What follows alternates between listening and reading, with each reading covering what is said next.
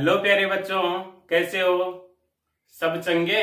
तो फटाफट अपने पेन कॉपी उठाइए और प्रकाश की प्रकृति का 5th लेक्चर लेने के लिए तैयार हो जाइए। तो आज प्रकाश की जो प्रकृति है उसका 5th लेक्चर जो है उसका टॉपिक है प्रकाश व्यतिकरण के लिए फ्रिंज चौड़ाई। प्रकाश का जो व्यतिकरण होता है उसमें जो फ्रिंजें बनती है उनकी चौड़ाई निकालेंगे अपन। तो ये फ्रिंजे क्या होती है, देखो फ्रिंजे दोबारा बता देता हूं, एक बार थोड़ा सा रिवाइज करवा देता हूं। अपन ने यंग का प्रयोग पढ़ा था यंग का प्रयोग। क्या था यंग का प्रयोग? यंग का प्रयोग कुछ इस तरह से था। यहाँ पे S1 प्रकाश स्रोत, यहाँ पे S2।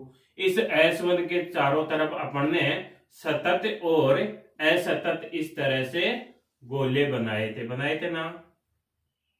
अरे बनाए थे कि नहीं? अच्छा बनाए थे। तो चलो इस तरह से देखो, अपन ने गोले बनाए थे इस तरह से।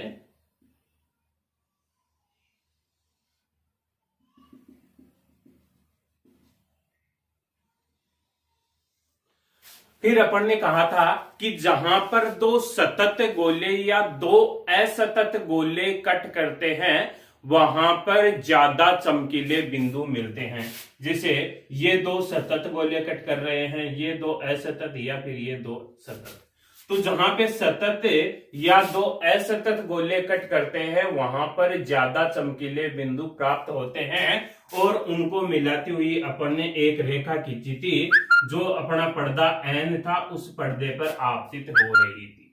तो ये जो इनको मिलाती हुई रेखा जो खींची है पर्दे N पर जो आपतित होती है, इसी रेखा को अपन फ्रिंज कहते हैं। यह चमकीले बिंदुओं को मिलाने से प्राप्त हुई है, तो इसको कहेंगे अपन दीप्त फ्रिंज। क्या कहेंगे? दीप्त फ्रिंज। फिर अपन ने कहा था कि जब एक सतत और एक असतत गोला कट करता है, जैसे यहां पे कर रहा है, जब एक सतत व एक असतत गोला कट करता है तो कम चमकीले बिंदु प्राप्त होते हैं और इनको मिलाती हुई जो रेखा खींचते हैं वह जब N पर्दे पर आपतित होती है तो उसको भी फ्रिंज बोलते हैं। अब यह फ्रिंज जो है वह कम चमकीलों को मिलाने से प्राप्त हुई है, इसलिए इसको बोलेंगे अपन अदीप्त फ्रिंज। अदीप्त फ्रिंज, तो इसको कहते हैं अपन फ्रिंज। ठीक है, फ्रिंज रिमाइंड करवा दिया। तो आज अपन इसी ये जो दीप्त फ्रिंज बनी है और यह जो अदीप्त फ्रिंज बनी है इसी की चौड़ाई निकालेंगे। ठीक है, तो इन दीप्त और अदीप्त फ्रिंजों की अपन चौड़ाई निकालेंगे। तो सबसे पहले तो देखो फ्रिंज चौड़ाई हुई क्या? फ्रिंज चौड़ाई हुई दो क्रमागत दीप्त या अदीप्त फ्रिंजों के मध्य की दूरी। जिसे अपन पर्दा, जो अभी अपन ने पर्दा लिया था उस पे यहां पे जो है दीप्त फ्रिंज बन गई, फिर इसके पास में क्या बनेगी? अदीप्त बनेगी इसके दोनों तरफ। फिर क्या बनेगी? फिर से जो है दीप्त बन जाएगी। इस तरह से दिखा देता हूं मैं। ये जो है मेरी, यह दीप्त है और ये जो है यह अदीप्त है। तो दो क्रमागत अदीप्त के बीच में ये दूरी निकाल लूं या फिर दो क्रमागत दीप्त के बीच में ये दूरी निकाल लूं, तो यह जो है मेरी फ्रिंज चौड़ाई हो जाएगी। ठीक है, तो फ्रिंज चौड़ाई क्या होती है? दो क्रमागत दीप्त या अदीप्त फ्रिंजों के बीच की जो दूरी होगी उसी को अपन फ्रिंज चौड़ाई कहेंगे। अब अपन ने जो है दो कला संबंध स्रोत S1 और S2 ले लिया। दो कला संबंध स्रोत S1 और S2 ले लिया। ये जो स्रोत है ये S1 हो गया और ये जो है अपना S2 हो गया, और ये यहां पे जो है अपना पर्दा हो गया। ठीक है, अब यहां पे जो है अपना यह पर्दे का मध्य बिंदु हो गया। इसको अपन ने O नाम दे दिया और इस बिंदु को जो है अपन ने O डैश नाम दे दिया। अपन ने क्या माना कि जो दो कला संबंध स्रोत S1 और S2 है उनसे उत्सर्जित तरंगे जो हैं उन तरंगों के कारण इस बिंदु P पर व्यतिकरण की घटना हो रही है। व्यतिकरण कहां हो रहा है? यहां पे हो रहा है, इस P बिंदु। अपन ने इसके ये जो मध्य बिंदु है O डैश, इसको भी इस बिंदु P से मिला दिया। ठीक है, ये जो दोनों कला समन स्रोत है, इनके बीच में जो दूरी है वह स्मॉल d दूरी है, और यह कला समन स्रोत और ये जो पर्दा है इसके बीच में जो दूरी है वो कैपिटल D दूरी है। ठीक, अब अपन कहें कि ये जो बिंदु P पर जो दोनों तरंगे मिल रही है, इन तरंगों के बीच में जो पथांतर है, क्या पथांतर? पथांतर क्या होता है भाई? पथ का जो अंतर है वह पथांतर डेल एस है।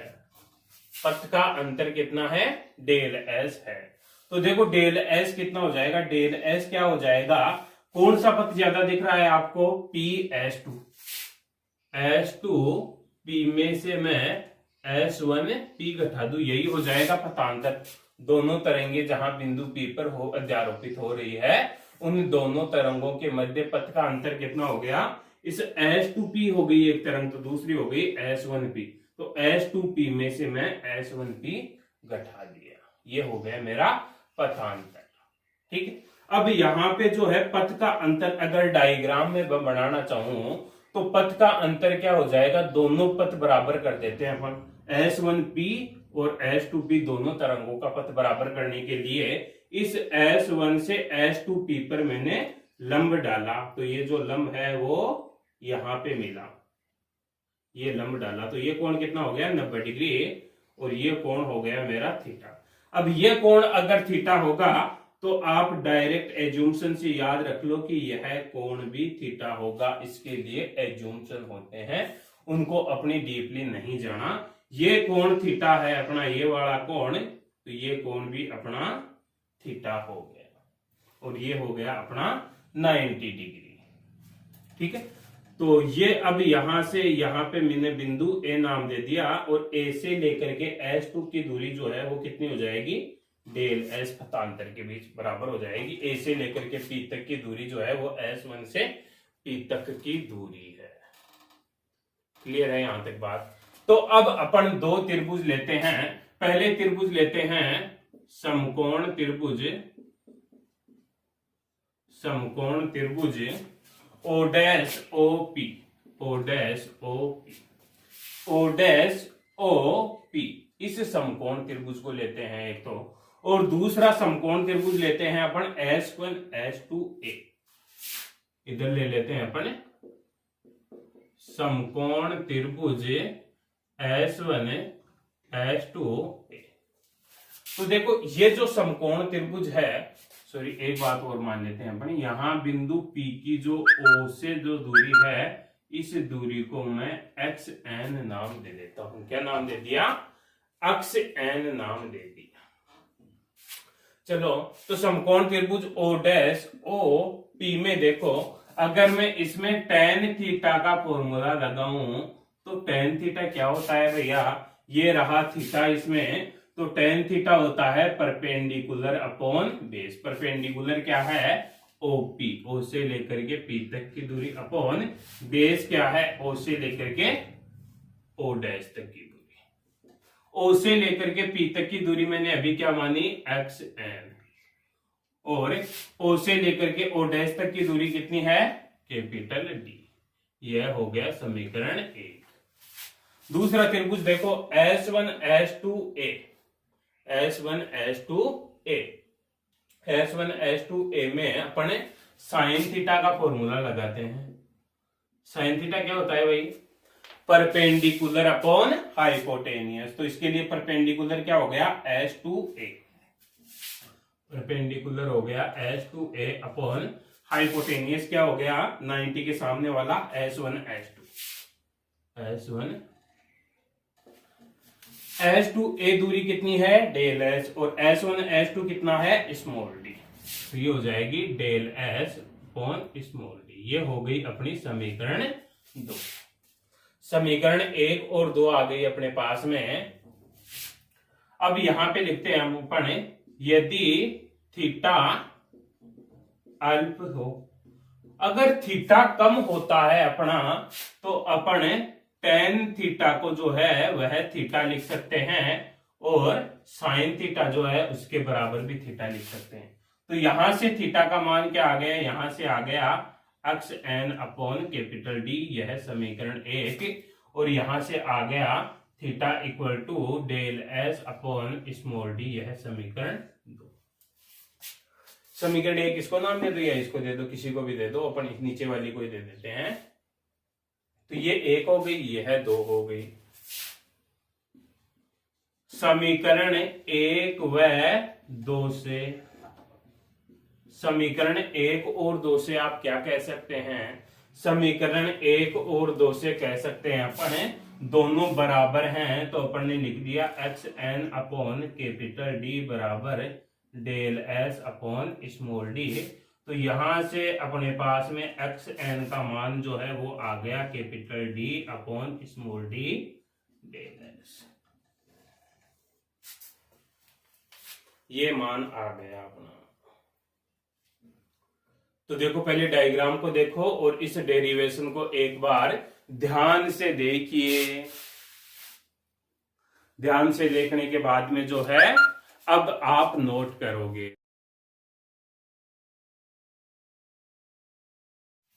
हाँ तो चलो आगे चलते हैं। अब अपन ने मान लिया, अपन जो है पहला निकाल रहे हैं दीप्त फ्रिंज की चौड़ाई, दीप्त फ्रिंज की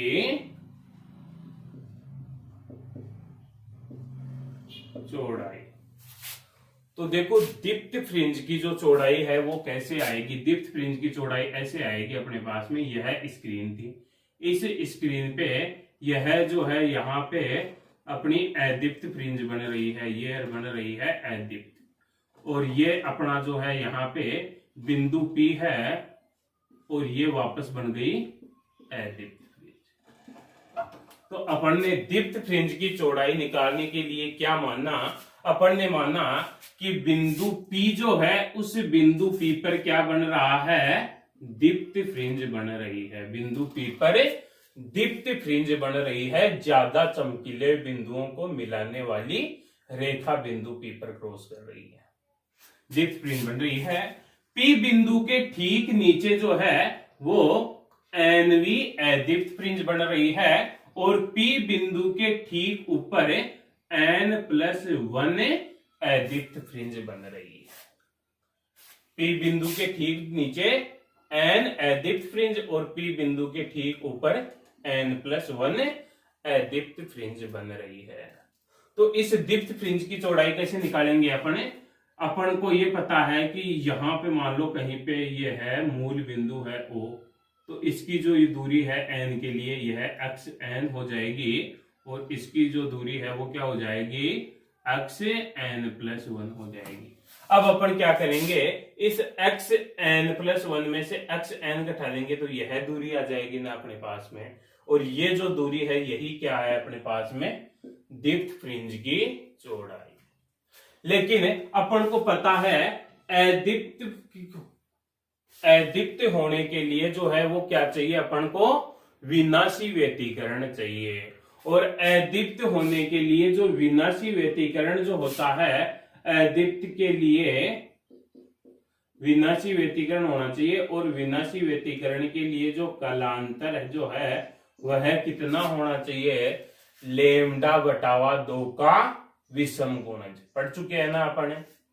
अरे अदीप्त कब मिलता है, जब काले बिंदु मिले, कम चमकीले बिंदु मिले। कम चमकीले या काले बिंदु कब मिलते हैं, जब विनाशी व्यतिकरण होता है, और विनाशी व्यतिकरण के लिए कालांतर कितना होता है, λ/2 का विषम गुणज, जिसको अपन लिखा था 2n-1 λ/2। ठीक है, तो यहां पे देखो अपन लिखते हैं NV अदीप्त फ्रिंज के लिए, n नंबर पर जो अदीप्त फ्रिंज बन रही है ये वाली, इसके लिए एक्स एन का मान कितना हो जाएगा, फॉर्मूला देखो एक्स एन का capital D upon small d, और आगे क्या है फतांतर, तो यहां पे अपन ने रख दिया फतांतर 2n माइनस 1 लेमडा बाई, ये हो गया अपना फतांतर। इसी तरह से n plus 1v एदित्य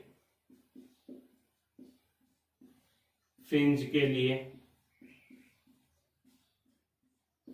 n plus 1 number की जो एदिप्त फ्रिंज आएगी उसके लिए x n प्लस 1 निकाले अपन, तो वो कितना हो जाएगा d upon small d, 2 n की जगह क्या रख देंगे n प्लस 1, तो 2 n plus 1 minus 1 lambda by 2, तो इसको क्या लिख सकते हैं x n प्लस 1 बराबर है capital D upon small d। इसको सोल्व किया तो ये क्या हो गया 2n प्लस 1 लेमडा बाई, ये आ गया अपने पास में। अब देखो दीप्ति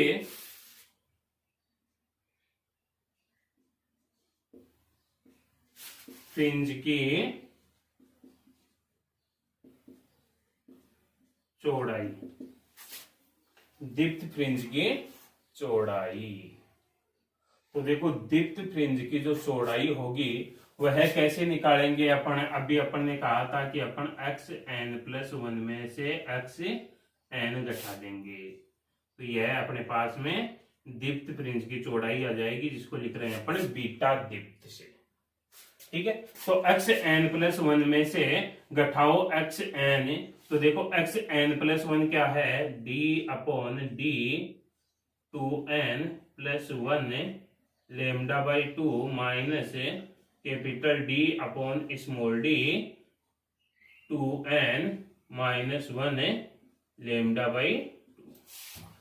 इसको घटाने के लिए जो चीजें कॉमन आ रही हैं उनको कॉमन ले लो, तो देखो दोनों में capital D upon small d और लेमडा बाई 2 कॉमन है, यहाँ पे क्या बच गया 2n प्लस 1, यहाँ पे माइनस का 2n और माइनस माइनस प्लस हो जाएगा, ये प्लस का 1, तो 2n से 2n कैंसिल आउट और 1 1 2 हो गया, और 2 जो है इस नीचे वाले से कट जाएगा, तो फाइनली क्या आ गया lambda d upon small d। तो बीटा दीप्त जो है अपने पास में दीप्त फ्रिंज की जो चौड़ाई है वह कितनी आ गई lambda d upon small d आ गई दीप्त फ्रिंज की चौड़ाई। इसको नाम दे दिया अपन ने समीकरण नंबर 3। ये जो है अपने पास में दीप्त फ्रिंज की चौड़ाई आ गई, तो कर दो इसको।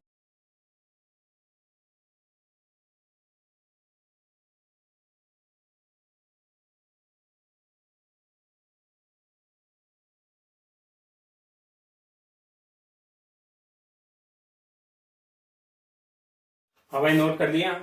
तो अब देखो अपन ने दीप्त फ्रिंज की चौड़ाई निकाल ली, अब केस सेकेंड लेते हैं अपन अदीप्त फ्रिंज की चौड़ाई।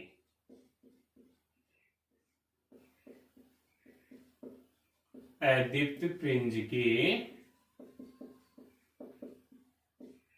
चौड़ाई, तो देखो अपने पास में यह जो बिंदु P है, इस P बिंदु पे अपन ने क्या मान लिया कि ये जो बिंदु P है, इस बिंदु P पर अपने पास में अदीप्त फ्रिंज बन रही है, और इस बिंदु P से ठीक नीचे जो है यहाँ पे n नंबर की दीप्त फ्रिंज बन रही है, और इससे ठीक ऊपर जो है यहाँ पे ये जो अपन ने ये वापस अदीप्त आ गई, तो ये जो ब्लैक जगह छोड़ी है इसको अपन ने दीप्त फ्रिंज माना है, और इस अदीप्त से ठीक ऊपर जो है वो बन रही है n+1 दीप्त फ्रिंज।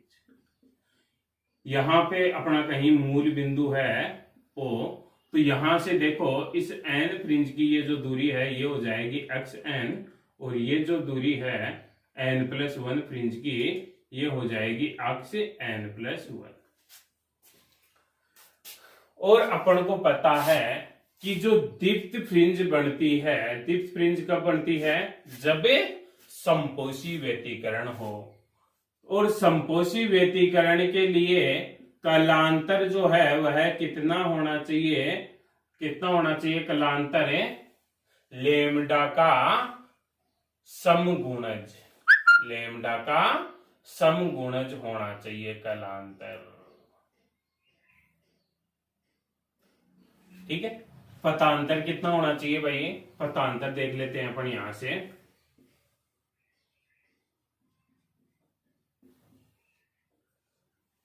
दीप्त फ्रिंज के लिए पथांतर कितना होना चाहिए? पथांतर जो है वह लेमडा का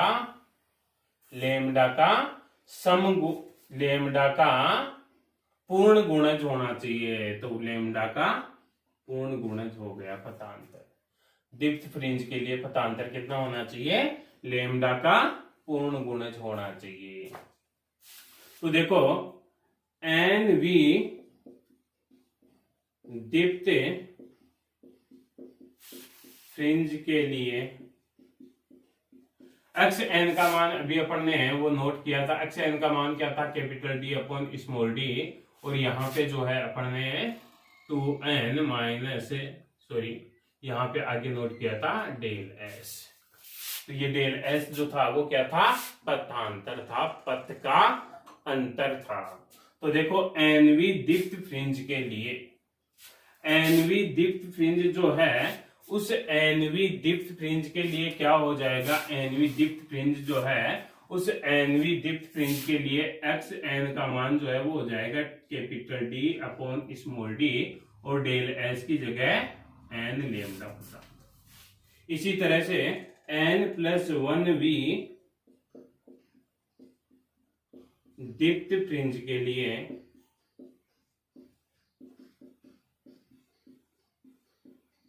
n+1 नंबर की जो दीप्त फ्रिंज होगी उसके लिए अगर बात करें अपन तो वो हो जाएगा x n+1 equal to capital D upon small d और यहाँ पे n+1 लेमडा। अब अपन निकाल रहे हैं अदीप्त फ्रिंज की चौड़ाई, अदीप्त फ्रिंज की चौड़ाई। तो अदीप्त फ्रिंज की चौड़ाई क्या हो जाएगी? अक्स n+1 में से अक्स n घटा दो तो यह अदीप्त फ्रिंज की चौड़ाई आ जाएगी बीटा अदीप्त। अक्स n+1 में से घटाओ capital D upon small D n+1 lambda, इसमें से अपन ने घटा दिया capital D upon D N lambda. तो घटाने के लिए देखो capital D upon small D को कॉमन ले लिया और लेमडा भी कॉमन आ रहा था, लेमडा को भी कॉमन ले लिया। यहाँ क्या बच गया? n+1 और वहां पे n, ये कैंसिल आउट हो गया। तो फाइनली क्या बच गया? Lambda capital D upon small d. यह आ गई अपने पास में अदीप्त फ्रिंज की चौड़ाई, समीकरण नंबर 4। समीकरण नंबर 4। अब देखो समीकरण 3 और समीकरण 4, समीकरण 3 व 4 से क्या कह सकते हो आप? समीकरण 3 किसके लिए थी? बीटा दीप्त के लिए। और समीकरण 4 किसके लिए थी? बीटा अदीप्त के लिए। और दोनों का मान जो है वह बराबर आया है। कितना आया है? Lambda D upon small D. अरे क्लियर है क्या? अरे नहीं विश्वास है तो देख लो, 3 नंबर को देख लो और 4 नंबर को देख लो। क्लियर है? तो ये जो है अपने पास में समीकरण 3 और 4 से आ गया। अब देखो यहां पे कैपिटल डी क्या है? क्या है कैपिटल डी? स्रोत व पर्दे के बीच दूरी। स्रोत और पर्दे के बीच में दूरी ली थी अपन ने। स्मॉल डी क्या है? दोनों कला संबंध स्रोतों के मध्य दूरी। डायग्राम को याद करो, डायग्राम को। दोनों कला संबंध स्रोतों के मध्य दूरी।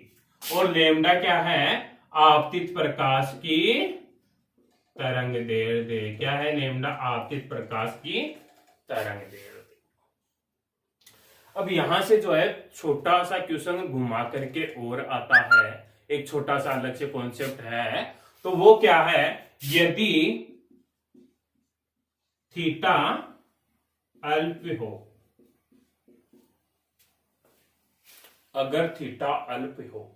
वापस डायग्राम में, अभी जो अपन ने डायग्राम बनाया था ना उसको देखो, अभी इससे पहले जो डायग्राम बनाया था, इसी पॉइंट पे जो डायग्राम बनाया था, शुरुआत में डायग्राम बनाया था उसको देखो, देख रहे हो तो उसको देखते रहना। थीटा कोण जो होता है वो क्या होता है, चाप बटे त्रिज्या होता है ना, चाप बटे त्रिज्या।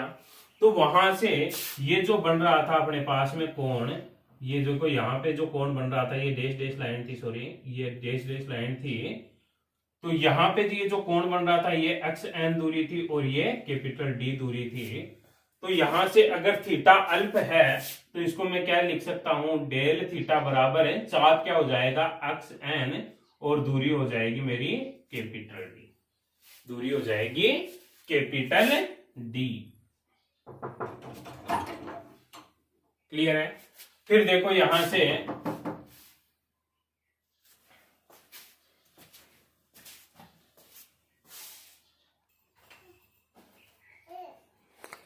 दूसरी, इसी में कंडीशन देखो, इसी में क्या कंडीशन है कि अपन ने एक्स एन बराबर जो है वो बीटा मान लिया। अब अगर एक्स एन जो है वह बीटा के बराबर हो, तो एक्स एन अगर बीटा के बराबर होगा तो ये डेल थीटा इक्वल टू क्या लिख सकते हैं अपन, beta upon capital D, beta upon capital D.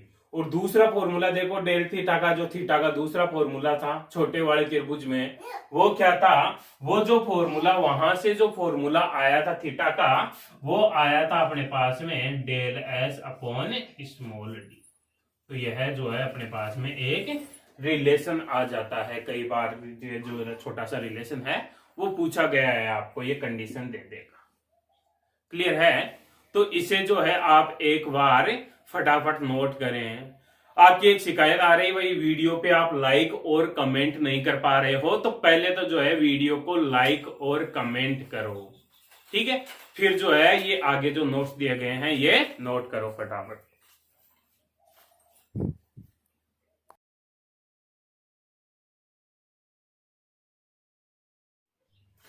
हाँ, तो नेक्स्ट देखिए फ्रिंज चौड़ाई की निर्भरता। फ्रिंज चौड़ाई की निर्भरता देखने के लिए फ्रिंज चौड़ाई का फॉर्मूला याद होना चाहिए। दीप्त और अदीप्त के लिए फ्रिंज चौड़ाई का फॉर्मूला क्या था, lambda capital D upon small D. तो यहां से देखो फ्रिंज चौड़ाई जो है वह चार चीजों पे निर्भर करती है।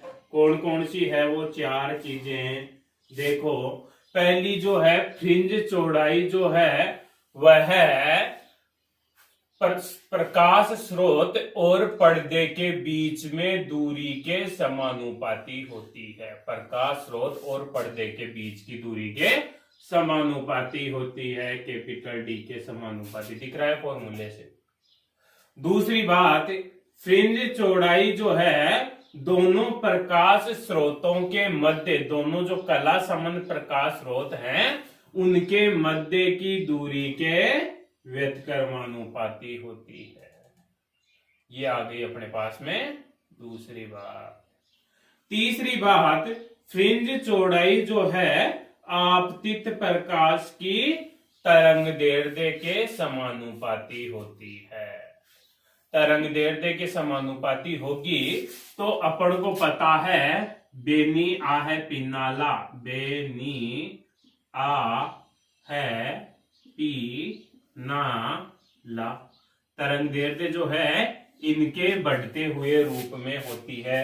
बैंगनी, नीला, आसमानी, हरा, पीला, नारंगी और लाल, बेनी आहे पिनाला के बढ़ते हुए क्रम में होती है। तो सबसे ज्यादा फ्रिंज चौड़ाई जो है वह किसके लिए होगी, रेड कलर के लिए, लाल के लिए सबसे ज्यादा होगी। और सबसे कम जो है वह किसके लिए होगी, बैंगनी के लिए होगी फ्रिंज चौड़ाई। सबसे कम फ्रिंज चौड़ाई किसके लिए होगी, बैंगनी के लिए होगी। नेक्स्ट फोर्थ जो है अपन यह फ्रिंज चौड़ाई का एक्सपेरिमेंट जो है वो हवा में करवाया था। अगर इसी एक्सपेरिमेंट को किसी माध्यम में करवा दे, जैसे जल भरते हैं उसमें करवाएं, फिर उसमें फ्रिंज चौड़ाई मापें, तो किसी भी माध्यम में, ऐसा माध्यम जिसका अपवर्तनांक म्यू है, उसमें फ्रिंज चौड़ाई का यह एक्सपेरिमेंट करवाएं, तो उस माध्यम में जो फ्रिंज चौड़ाई होगी वह वायु में जो फ्रिंज चौड़ाई थी उसमें म्यू का भाग दे दे तो आ जाएगी, कम होगी मतलब। तो चौथा रिलेशन यह था, यह थी फ्रिंज चौड़ाई की निर्भरता। क्लियर है? फ्रिंज चौड़ाई की निर्भरता, तीन बातें तो फॉर्मूले से आ गई और एक चौथी बात जो है वो यहां से आ गई। तो आज का जो क्वेश्चन है वो है आपका कि अपन ने एक वर्णी प्रकाश स्रोत लिया, यंग के प्रयोग में एक वर्णी प्रकाश स्रोत लिया, तो यंग का सेटअप वही है। एक बार जो है अपन ने नारंगी कलर का प्रकाश स्रोत लिया और एक बार हरा प्रकाश स्रोत लिया। किसके लिए फ्रिंज चौड़ाई जो है वो ज्यादा होगी, इसका आंसर जो है आप कमेंट में दोगे। क्लियर है? इसी के आगे देखिए फिर श्वेत प्रकाश का व्यतिकरण है। श्वेत प्रकाश का व्यतिकरण है। देखो, श्वेत प्रकाश का जब व्यतिकरण करवाएंगे अपन, तो अपन को पता है ये जो श्वेत प्रकाश है यह 7 कलरों से मिलकर बना है। कौन कौन से 7 कलर? बे, नी, आ, है, टी, ना, ला, ये 7 कलर हैं, इनसे मिलकर बना हुआ है। अब देखो, इन कलरों से मिलकर बना हुआ है और इन कलरों की जो तरंगदैर्ध्य होती है वह भी तरंगदैर्ध्य भी अलग अलग होती है। सबसे ज्यादा तरंगदैर्ध्य लाल कलर की होती है। अब तरंगदैर्ध्य अलग अलग हो गई, लेमडा जो है वो है अलग अलग हो गई, तो अपन को पता है बीटा जो होता है वह लेमडा के समानुपाती है, तो बीटा जो है वो भी अलग अलग होगा, तरंगदैर्ध्य भी अलग अलग होगी। क्लियर है? तरंगदैर्ध्य अलग अलग हो जाएगी। फिर देखिए, अगर तरंगदैर्ध्य अलग अलग होती है तो अपन जो ये प्रयोग करवा रहे थे, यंग का जो प्रयोग था, उसमें यहाँ पे जो सेंटर में जो लाइट आ रही है, इस तरह से बिल्कुल सेंटर में जो फ्रिंज बन रही है, वो कौन सी फ्रिंज बन रही थी? दीप्त फ्रिंज बन रही थी। ये जो सेंटर की जो फ्रिंज होगी, केंद्रीय फ्रिंज जो होगी, यह फ्रिंज श्वेत प्रकाश में श्वेत बनेगी। अब इसके आगे जो है वह लाल कलर की फ्रिंज बनेगी, फिर नारंगी कलर की बनेगी, फिर पीले कलर की, फिर हरा, फिर आसमानी, फिर नीला और लास्ट में बैंगनी। इस तरह से कलरों की जो है वह पट्टिकाएं दिखाई दी जाती है। सेंटर में जो है वह श्वेत फ्रिंज बनती है। ये सेंटर में जो दीप्त फ्रिंज बनेगी यह श्वेत बनेगी। श्वेत क्यों बनेगी? क्योंकि दोनों ओर से जो लाइट आ रही है, उन दोनों लाइटों के बीच में पथ का अंतर कितना हो गया? दोनों समान दूरी तय कर रही है, तो पथ का अंतर पथांतर 0 हो गया। पथांतर 0 हो गया तो यहाँ पे जो फ्रिंज बनेगी वह श्वेत ही बनेगी। लेकिन इसके चारों तरफ जो है वह लाल, नारंगी, पीला, हरा, आसमानी, नीला, बैंगनी कलर्स की जो है वह पट्टिकाएं पाई जाएगी। इधर भी इसी तरह से पट्टिकाएं पाई जाएगी। नारंगी, पीला, हरा, आसमानी, नीला और बैंगनी, ये पट्टिकाएं पाई जाएगी। ठीक है, तो इस तरह से फिर बाकी में जो है पट्टिकाएं पाई जाएगी। केवल सेंटर की जो फ्रिंज है वो है श्वेत बनेगी। तो इस श्वेत प्रकाश का व्यतिकरण क्या काम में आता है? किसी भी एक्सपेरिमेंट का अपन को केंद्र बिंदु निकालने के काम में आता है। जहां पे भी श्वेत फ्रिंज बने वहां पे ही केंद्र बिंदु होगा, ओ बिंदु होगा सेंटर का, और बाकी जो है चारों तरफ कलर होंगे। अगर अपन किसी और तरह की लाइट से, जैसे लाल लाइट से करवाएं, तो अपन को जो फ्रिंज दिखाई देगी उनमें दीप्त जो फ्रिंज होगी वो तो लाल हो जाएगी, और अदीप्त फ्रिंज जो होगी वह काली हो जाएगी, ब्लैक हो जाएगी। और सारी फ्रिंजें जो है वो एक जैसी होगी, समान चमक होगी, तो उसमें अपन केंद्र फ्रिंज का अंदाजा नहीं लगा सकते। तो ये जो श्वेत प्रकाश का व्यतिकरण है यह किस काम में आता है? केंद्र फ्रिंज का अंदाजा लगाने के काम में आता है कि केंद्र फ्रिंज कहां पे है, उसको सुनिश्चित करने के काम में आता है। तो ये था आज का लेक्चर। आज का लेक्चर खत्म। वीडियो को लाइक करो, सब्सक्राइब करो और अपने फ्रेंड्स के साथ ज्यादा से ज्यादा शेयर करो। जय हिंद, जय भारत।